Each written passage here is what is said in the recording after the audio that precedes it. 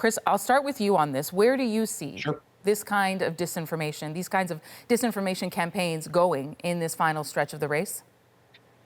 Nowhere good, honestly. I wish I had a more optimistic answer, but if past is prologue, what you see in the final days and weeks of these campaigns is people throwing everything they can against the wall. To me, the really scary thing is not that politicians are saying this. Donald Trump lies more than any modern politician we've ever seen, but politicians exaggerate and shape the truth all the time. The concerning thing for me is the number of people in this country who believe what is being said, sort of, facts not really mattering. That to me is the real worry.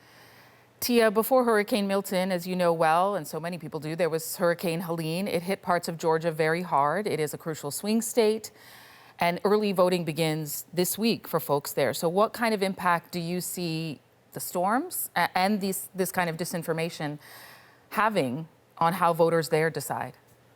Yeah, so our election officials, which in Georgia are Republicans like Trump, they say the storm itself is going to have very little impact on the election, that they work to restore power. Only a handful of precincts might need to be moved. Maybe some people might have to come pick up their ballots, but for the most part, minimal impact on the election system. But the misinformation coming from former President Trump and those who are in his corner, that could affect the vote. You know, we've seen Trump continue to try to sow mistrust, distrust into the election system, and I think it should be pointed out he did the same thing after the 2020 election, and we think that contributed not only to his loss in 2020 in Georgia, but the loss of the 2 Senate seats in Georgia that came with runoffs in January 2021. So it's almost as if Trump might be, could be harming himself with some of this misinformation. The Trump camp, as you both know, is also repeating the exaggerated, debunked claims about Venezuelan gangs in Colorado. That is certainly just a sliver of the anti-immigrant rhetoric coming from that camp. Chris, do you feel that the Democrats are doing what they need at this point to counter what Trump and his running mate are doing on this particular issue? Well, the old saying, and I'm paraphrasing, but a lie runs around the world before the truth gets out of the bed in the morning. That's the problem, right? It's really hard for the Harris campaign or the media or fact checkers or anyone else to combat how much stuff is being thrown out there. I've gone through Donald Trump's speeches line by line for the better part of the last 18 months, and he's been saying a lot of things. People are coming up from Venezuela. People are coming from the Congo. They're coming from mental institutions. This is the kind of stuff he's been sowing for a while. It's gotten worse in terms of how far he's willing to take it and sort of the darkness of the rhetoric. He's basically painting it as we're going to be in World War III and a Great Depression if he doesn't win. But I think it's so hard to combat because there's so much of it.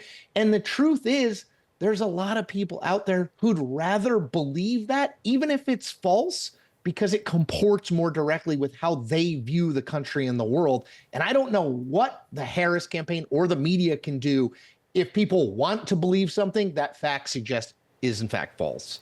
Tia, I know you were saying what Trump has been saying about the storm and misinformation on that front might hurt him in a state like Georgia, but you both may have seen the New York Times poll showing his stance on immigration. That rhetoric is not pushing Latino voters away. In fact, his popularity among the demographic has grown over the last 3 election cycles. Tia, I'll start with you.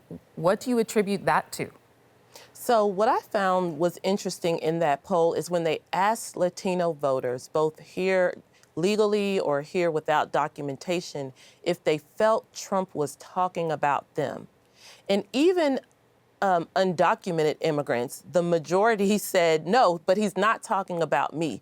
Trump has found a way to speak about mass deportations, illegal immigration, in ways that are so generalized that Latinos themselves feel like he is, many of them, not all, but many of them feel like Trump is actually on their side, championing them.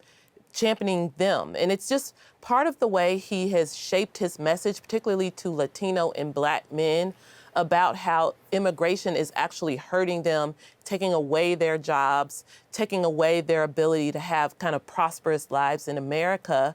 Again, it's not based on truth, it's based on lies and misinformation, but the poll shows that it's working. Chris, let me get your thoughts on this before we let you both go. Look, what you see in those numbers is, at least at the moment, Kamala Harris is pretty drastically underperforming where Hillary Clinton and Joe Biden were at this point in 2016 and 2020. Tia is exactly right. Trump has for months tried to target Black men and Latino men in particular. I mean, his famous line is, "What the hell do you have to lose?" That was always his message. Like, you know, the Democratic Party has not, they've relied on you for votes. They have not done much for you. I was not sure that would work. It's not working with the majority of African-American voters or the majority of Latino voters. But again, if he can win 15 to 18% of Latino and Black voters, that means Kamala Harris is going to have to win a significantly higher portion of white voters than Biden or Hillary Clinton did in order to win, right? We're talking about margins. This race is going to be close in swing states and nationally. So a few percentage points among a group that typically has heavily favored Democrats, both Black voters and Hispanic voters, that can make a difference. Chris Cillizza, Tia Mitchell, thank you both. Thank you.